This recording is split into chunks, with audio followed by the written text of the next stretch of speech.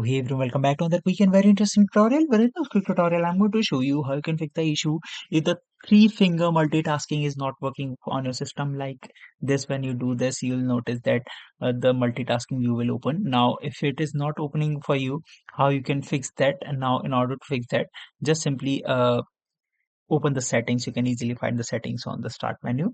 Click search for touchpad, and you'll see this option of touchpad settings. And once you're in the touchpad settings, you'll see this option of three finger gestures. And here you'll see this when you just simply three finger swipe up, you will see that the multitask view is enabled. Just simply click over there. If it is set to nothing, just simply click on this option of switch apps and show desktop, and you'll see that the multitask option will enable right in front of you, and it will start working for you.